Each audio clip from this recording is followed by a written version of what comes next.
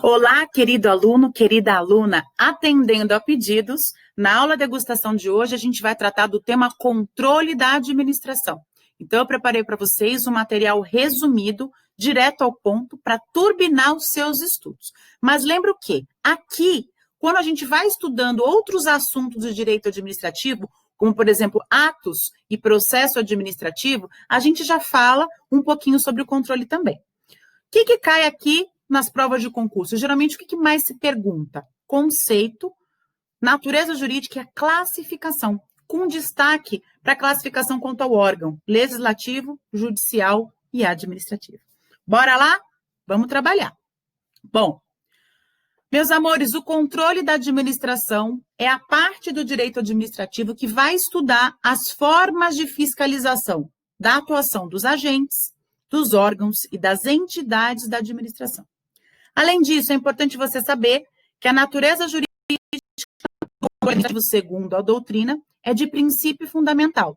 E a doutrina extrai esse entendimento do Decreto-Lei 200/67, artigo 6º, inciso 5, a linha E, ok?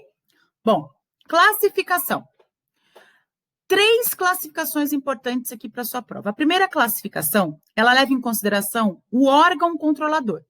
Quanto ao órgão controlador, o controle pode ser legislativo, judicial ou administrativo. Legislativo, quando o controle for exercido pelo Poder Legislativo com o auxílio do Tribunal de Contas.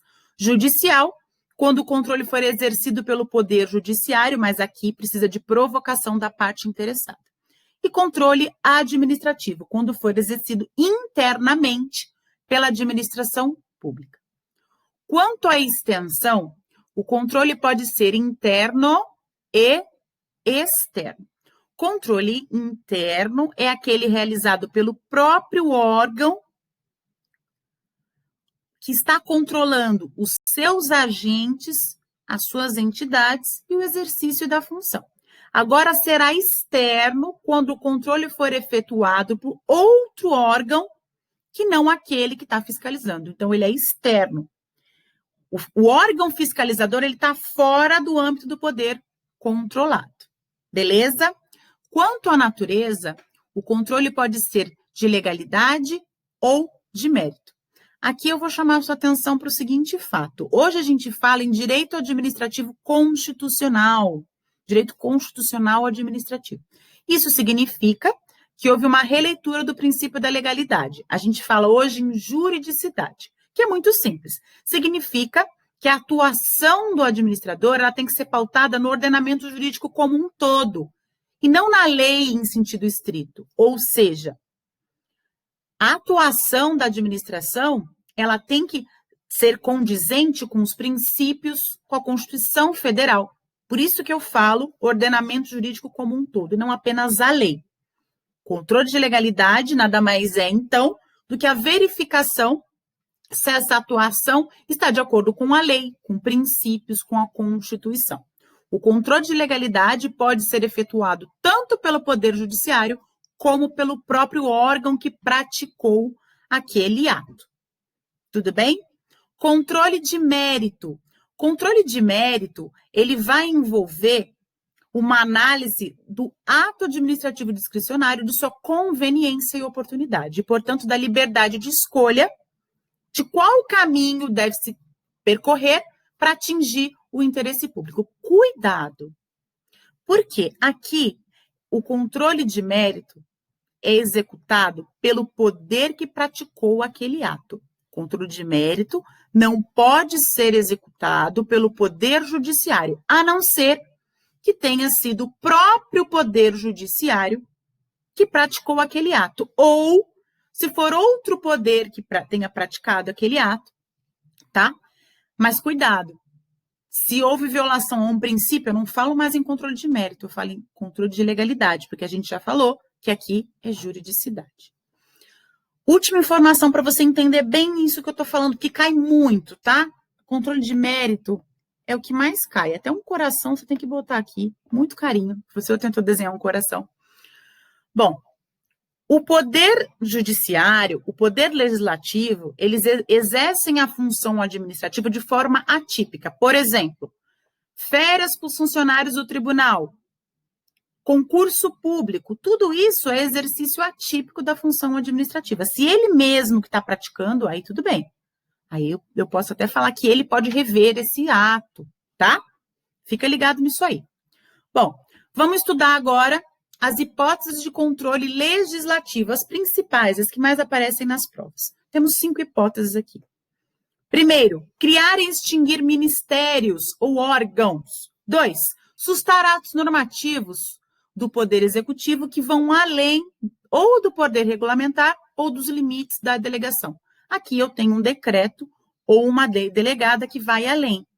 Aí o legislativo vai lá e susta os efeitos. 3, julgar crimes de responsabilidade. 4, a criação das CPIs.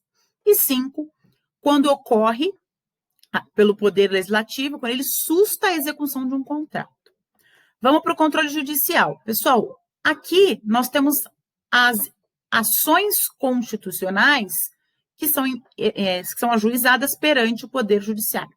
Temos 5 importantes aqui, que é o mandado de segurança, o mandado de injunção, o habeas corpus, o habeas data e a ação popular, que são os famosos remédios constitucionais. Também merece destaque a ação civil pública e a ação de improbidade administrativa. Vamos seguir.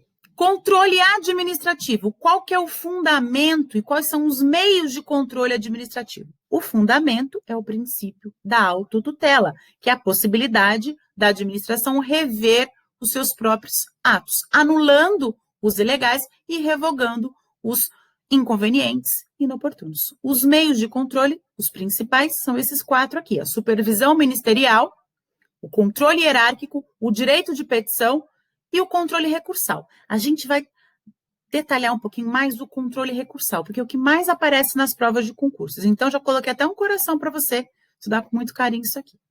O recurso hierárquico próprio é aquele que é julgado pela autoridade hierarquicamente superior àquela que praticou aquele ato.